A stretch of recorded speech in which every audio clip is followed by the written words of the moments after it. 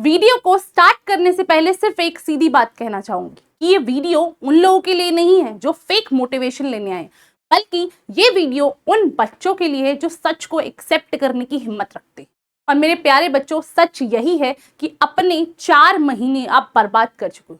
Session का 25%, that is अप्रैल, मई, जून और जुलाई, जिसमें आपने कुछ पढ़ाई नहीं। अब देखो, ये सवाल मेरा नहीं है, ये सवाल आपको खुद अपने आप से पूछना है कि हमने कितने चैप्टर्स किए, हम लोगों ने कितनी पढ़ाई करी और कितने टेस्ट को हम लोगों ने पूरी ईमानदारी से और पूरा चैप्टर पढ़ के दिया। आप सभी को पता है मेरे प्यारे बच्चों कि कहीं ना कहीं कुछ ना कुछ फॉल्ट था ना। नहीं पढ़ाई की, सिर्फ और सिर्फ इंस्टा स्क्रॉल किया। आज ये वीडियो जो है, ये मैं इसलिए नहीं बना रही हूँ कि जिससे आपको डर लगे या फिर आप सोच रहे हो कि मैम मेरे को डराने आई है, नहीं, बल्कि आज इस वीडियो में मैं आप लोगों के लिए चैलेंज लेके आई। अगर चैलेंज एक्सेप्ट करने की हिम्मत है तो कमेंट सेक्शन में लिखो चैलेंज एक्सेप्टेड। तो चैलेंज मेरे प्यारे बच्चों ये है कि जो अगले 7 महीने बचे हैं ना इस सेशन में, इस 7 महीने के लिए मैं लेके आई हूँ आपके लिए एक perfect road map. Perfect road map बोले तो क्या, कैसे कैसे पढ़ना है, अब कैसे कैसे अपने 4 महीने के बैकलॉग्स को कवर करना है। अगर मैंने जो बताया वो 7 महीने में आपने अगर कर लिया तो एग्जाम में आपको एग्जाम फोड़ने से कोई नहीं बचा सकता। कैसे हैं आप सभी? Welcome to science and fun, जहां टीचर्स आपको दिल और दिमाग दोनों से पढ़ाते हैं। I am Jyoti, your chemistry mentor. आज मैं आपको जीरो से हीरो बनाने का पूरा प्लान लेके आई। तो सबसे पहले काम क्या करना है कि हमें रियलाइज हो गया है कि हमारे 4 महीने वेस्ट हो गए हैं, करेक्ट है। लेकिन अब इससे नेक्स्ट स्टेप क्या, कि अब इस सेशन को हम लोग कैसे संभालें, इन बैकलॉग के वेट से जो हमारा ये कंधे दर्द हो रहे हैं बच्चे, इसको कैसे दूर करें। सबसे पहले हमको रियलाइज करना होगा कि हम लोग कहाँ मिस्टेक कर रहे हैं। तो पहले हम लोग मिस्टेक्स की बात करते हैं और उसके बाद हम उसके सोल्यूशंस की बात करते हैं। Mistake number 1, not realising the mistakes. बोले तो क्या मेरे प्यारे बच्चों, आप सभी को पता है कि हम लोग अभी मिड टर्म हमारे अभी सर पे खड़े हुए हैं, करेक्ट है। अब मिड टर्म सर पे खड़े हुए हैं तो यूटीज हो रहे हैं, टेस्ट हो रहे हैं, कहीं ना कहीं प्रैक्टिकल्स हो रहे हैं, ट्यूशंस हैं, स्कूल्स है, सब कुछ आपका चल रहा है, करेक्ट है। लेकिन आपका एटीट्यूड चीज़ों की तरफ कैसे है? एटीट्यूड ये है कि कल अगर केमिस्ट्री का पेपर है और उसमें हेलो एल्केन हेलो एरीन्स आ रहा है तो मैं वन शॉट से पढ़ लूंगा। आप खुद लॉजिकली सोचो, जब वन शॉट से आप एवरेज स्कोर कर सकते हो, अगर कंसिस्टेंसी के साथ पूरे साल पढ़ोगे तो कितना अच्छा स्कोर करोगे। आज हमें बस उस कंसिस्टेंसी पे ही वर्क करना है। पहली चीज याद रखें, अपना ये जो केयरलेस बिहेवियर है कि एग्जाम से एक दिन पहले पढ़ने का या फिर वन शॉट से पढ़ने का, या फिर मैं कहूँ कि मेरी रॉट लर्निंग, या मेरा टारगेट ही हमेशा क्या होता है कि अगर एग्जाम में 4 चैप्टर आ रहे हैं तो मैम मैं 2 चैप्टर करके चले जाता हूँ और मेरे पासिंग मार्क्स आ जाएंगे। जब टारगेट ही एवरेज का लेके चलोगे तो फिर टॉपर कैसे बनोगे। तो सबसे पहले हमको ये एटीट्यूड ड्रॉप कर। मिस्टेक नंबर 2 है हमारा डायरेक्शन लेस प्रिपरेशन। मतलब कि अब इसमें आपकी गलती है ही अगर मैं बोलूँ तो, लेकिन अब आप वो 16-17 साल के एक प्यारे से बच्चे, अब वो क्या करता है कि हम लोग फोकस नहीं, किसी भी चीज पे फोकस बोले तो क्या, कि हम हर वीक का एक टाइम टेबल बनाते हैं। फॉर एग्जाम्पल कि मैम मैंने आज टारगेट किया कि मेरे को आज 60 क्वेश्चन करते हैं, लेकिन इवेंचुअली क्या होता है कि हमारे जो पढ़ने के घंटे होते हैं, कि जैसे ही हम 1 घंटा पढ़ते हैं, 1 घंटे के बाद सोचते हैं हम 5 मिनट का ब्रेक ले लेते हैं, और वो 5 मिनट का ब्रेक जो होता है वो कब 50 मिनट में कन्वर्ट हो जाता है वो हमको नहीं पता था। मतलब कि हमारे पास कोई प्रॉपर टाइम टेबल नहीं है और उस प्रॉपर टाइम टेबल पे हम स्टिक नहीं करते, ठीक, कि हम इवेंचुअली अपने अकॉर्डिंग, जैसे अगर आज फ्रेंड्स की पार्टी में जाना है, कहीं और जाना है, तो हम उसको मॉडिफाई कर लेते हैं और हर दूसरे दिन एक नया टाइम टेबल बनाते हैं जो कि कभी फॉलो ही नहीं हो पाता, और इसी तरीके से आपके 4 महीने वेस्ट हुए हैं। तो पहले हमको क्या करना है कि स्ट्रक्चर प्लान बनाना है। दूसरी मिस्टेक के बाद अब आते हैं हम तीसरी मिस्टेक। तीसरी मिस्टेक है not seeking the right guidance. बोले तो क्या प्यारे बच्चे, कि आप किसी सपोर्ट सिस्टम से कनेक्टेड नहीं है। अब आपको पता है कि स्कूल में हमें टीचर ने पढ़ाया, डाने, उसके बाद हम घर आए, अब हमको कौन गाइड कर रहा है कि हम किस तरह, क्योंकि हम तो 12th मैम पहली बार कर रहे हैं या फिर हम 11th भी पहली बार ही कर रहे हैं, तो अब हमको नहीं पता है कि कैसे चलना है, कैसे तैयारी करनी है, हम सही चल रहे हैं नहीं चल रहे हैं। हमें तो ये पता है कि हम 10th से आए थे और 10th में लास्ट के 2 महीने पढ़ने से हम लोगों ने 10th में फोड़ दिया। लेकिन अब 11th-12th का क्या, 11th जो बच्चे 12th में हैं उनका 11th पूरा का पूरा वेस्ट हुआ है। 11th पूरा का पूरा, 11th का कोई बेस ही नहीं है। तो और अभी भी हम लोग सेम ही पैटर्न फॉलो कर रहे हैं। तो अब हमको इन तीनों मिस्टेक्स पे भारी तरीके से वर्क करना है। अब काम कैसे करना है, काम करना है ऐसे ही कि हम लोग फॉलो करेंगे स्टेप वाइज स्ट्रैटेजी, यानी कि हम लोग डेली के खुद को टारगेट सेकें। एक बार देखते हैं प्यारे बच्चे, पहला काम रहेगा कि आपको क्या करना है यहाँ पर कि फॉर एग्जाम्पल मैम मेरा आज हेलो एल्केन पढ़ा, मैंने हेलो एरीन्स पढ़ा, या कोई भी चैप्टर आपने पढ़ा, अगर आपके 2 लेक्चर आपने पढ़े हैं तो आप मेक श्योर करेंगे कि आप अलग से 15 से 20 मिनट लगा के उसका डेली रिविजन करें। डेली रिविजन, इससे क्या होगा, इससे सिर्फ एक चीज कंफर्म हो जाएगी कि आपका डेली का कोई बैकलॉग नहीं होगा। जो अभी के मतलब मान लो कि आपके केमिस्ट्री में अगर 2 चैप्टर बैकलॉग हैं, फिजिक्स के 2 चैप्टर बैकलॉग हैं, या बायो के 2 चैप्टर बैकलॉग, तो अब इससे एक चीज कंफर्म हो जाएगी कि इन फ्यूचर एट प्रेजेंट में हम लोग कोई बैकलॉग क्रिएट नहीं करेंगे। हमारे पास सिर्फ एक काम रहेगा कि उन 2 चैप्टर्स का जो हम लोगों ने पिछले 4 महीने में नहीं किया उनको ही कवर करना।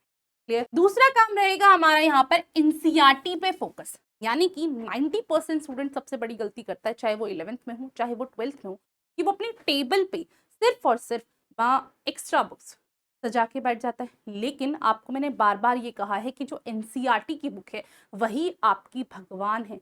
जब आपकी एनसीईआरटी, सबसे पहले क्या करना है आपको कि मैम सबसे पहले मेरा टारगेट होना चाहिए कि मेरा कॉन्सेप्ट क्लियर हो।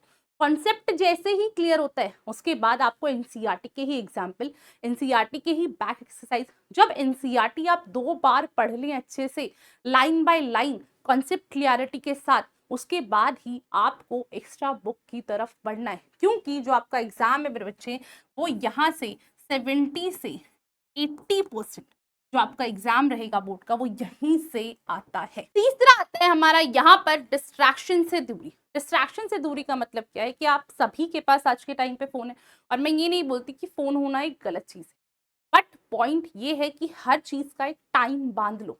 ऐसा नहीं है कि फोन यूज नहीं करना, बट टाइम फिक्स करना पड़ेगा। फॉर एग्जाम्पल मैम अगर मेरी 4 से 6 क्लास होती है तो मैं 6 to 7 अपना फ्री रखूँ कि मैं रेस्ट कर लिया, 7 to 8 मैंने खाना खाया, खाना खाने के बाद 8 से 11 या फिर 8 से अप टू यू 9 से रात को 3 घंटे आपको निकालने होंगे अपने लिए। 3 से 2 घंटे, अगर आपको लग रहा है 3 घंटे ज्यादा है तो सिर्फ 2 घंटे रखिए अभी, लेकिन वो पूरा का पूरा पढ़ाई के लिए होना चाहिए। आप वहां फिक्स करें कि फोन को हम फ्लाइट मोड पे डालेंगे और फोन को हम लोगों ने रखा साइड, तो वहां पर किसी भी तरीके का डिस्ट्रैक्शन नहीं होना चाहिए। आप चाहें तो आप इसको एक एज अ पर्क यूज कर सकते हैं कि 2 घंटे तक मैं इस टेबल से नहीं उठूंगा, जैसे ही उठूंगा उसके बाद मैं फोन। तो ये सबसे बड़ा पॉइंट है डिस्ट्रैक्शन से दूरी। क्योंकि रीजन क्या होता है प्यारे बच्चों, यहाँ पे मैं एक और ऐड ऑन करना चाहूंगी कि बच्चा क्या करता है कि 3 घंटे वो पढ़ाई कर रहा है, बट उसने बीच बीच में फोन ले लिया। अब फोन का जो है 15 मिनट देख लिया, 25 मिनट देख लिया, हमारा जो माइंड होता है ना वो फ्लो के साथ वर्क करता है। हमेशा याद रखना, लंबी पढ़ाई से इफेक्टिव पढ़ाई ज्यादा अच्छी हो। कि आप 4 घंटे बुक खोल के बैठे रहे उसका कोई पॉइंट नहीं है। वहीं पे अगर 45 मिनट्स आप बिना किसी डिस्ट्रैक्शन से आइसोलेट होके रूम में बंद करके फोन को बंद करके अगर वो 45 मिनट पढ़ते हो तो मैं आपको दावा करती हूँ कि 3 घंटे का कंटेंट आप कवर करो। अब बात करते हैं राइट गाइडेंस की, यानी कि अब जब मैं तैयारी कर रही हूँ, मैं पढ़ाई कर रही हूँ, तो एक सिस्टम से कनेक्ट होना मेरे लिए बहुत ज्यादा जरूरी है। रीजन वाई प्यारे बच्चों, अब देखो स्कूल है वो तो आपका सपोर्ट सिस्टम है ही, स्कूल को गलत नहीं कह रही, लेकिन इसके अलावा फॉर एग्जाम्पल मैम कि मैंने 4 चैप्टर पढ़े कॉन्सेप्ट क्लियरिटी के साथ, एनसीईआरटी के क्वेश्चंस लगाए और उसके अलावा मैं एक्स्ट्रा क्वेश्चंस भी कर रही हूँ, बट अब मेरा इवैल्यूएशन कहाँ से होगा, या फिर जहां मैं डाउट में फंस रही हूँ, क्योंकि हो तो तुम बच्चे ही ना बेटे, जब टीचर फंस जाता है क्वेश्चन में तो बच्चा कैसे नहीं फंसेगा। तो जहां मैं फंस रही हूँ या जहां मेरा कॉन्सेप्ट गलत लग रहा है तो वहां मुझे कौन करेक्ट करेगा, यहाँ हेल्प करेगा आपका सपोर्ट सिस्टम। और ये सपोर्ट सिस्टम बन के आया है आपका science and fun.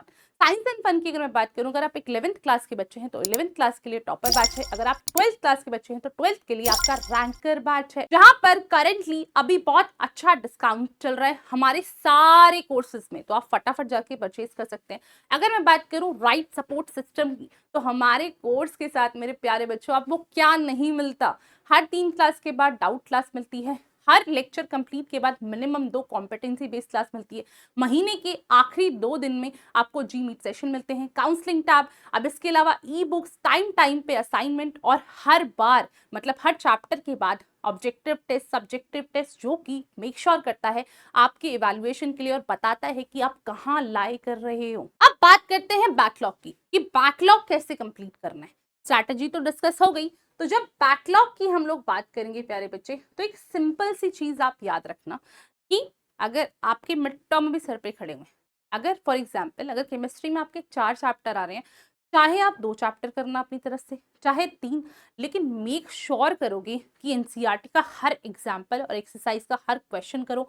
Apart from it साथ साथ में एक्स्ट्रा क्वेश्चन भी, मतलब जो भी चैप्टर करके जाओगे उसको पूरे अच्छे से करके जाना। रीजन बाय, अगर अभी भी वही सेम स्ट्रैटेजी फॉलो कर ली कि ऊपर ऊपर से चारों चैप्टर पढ़ लिए, तो उस तरीके से शायद से एवरेज मार्क्स स्कोर कर लो मिड टर्म में, लेकिन जैसे ही आपका अगस्त का मंथ खत्म होगा और जैसे ही सितंबर लगेगा, आपको रियलाइज होगा कि आपने 5 से 6 महीने बर्बाद कर लिए। लेकिन स्टिल अगर आप बात करें कि मेरा परफेक्ट तरीके से कौन सा चैप्टर तैयार है, वो एक भी होगा।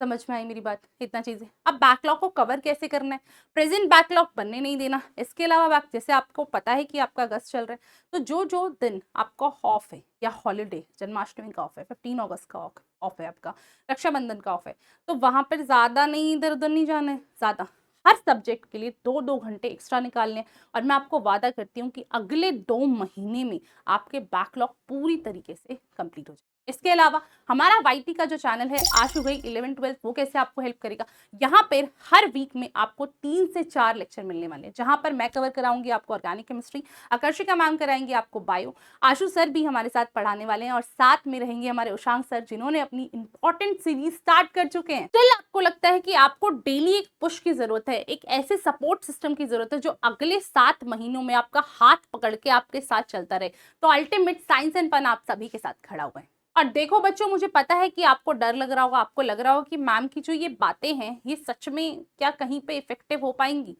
मैं बताऊं आपको, 7 महीने बहुत होते हैं। मैंने ऐसे ऐसे बच्चे देखे हैं 7 महीनों में उन्होंने मेहनत करके 0 से सीधा टॉपर बनने तक की जर्नी तय करी है। फर्क सिर्फ इतना है कि अब तुमको ये चीज डिसाइड करनी है कि तुमको वही पुरानी अपनी स्ट्रैटेजी फॉलो करनी है या फिर अपनी मिस्टेक्स रियलाइज करके इस नई स्ट्रैटेजी पे वर्क करना है। देखो, कॉन्फिडेंस एक दिन में नहीं आता, कॉन्फिडेंस डेली के एक्शन से आता है। डेली छोटे छोटे एक्शंस लो और अपने आप में प्राउड फील करो, और देखो मंथ एंड तक, यानी कि इस मंथ एंड तक ही आपको रियलाइज हो जाएगा कि हाँ, चीजें कवर हो सकती हैं और मैं अच्छा परफॉर्म कर सकती हूँ। अब जल्दी से प्यारे प्यारे छोटे छोटे एटम्स ड्रॉप करो कमेंट्स में अगर आपको ये वीडियो अच्छी लगी हो। और हमेशा याद रखना बच्चे, बी लाइक एन एटम, हमेशा रिएक्टिव रहो और रिएक्ट करते रहो। थैंक यू मेरे प्यारे प्यारे बच्चों। आई होप ये वीडियो आपको कहीं ना कहीं हेल्पफुल जरूर हुई होगी। जल्दी से जाओ स्टडी टेबल पे अपनी और पढ़ाई स्टार्ट कर दो।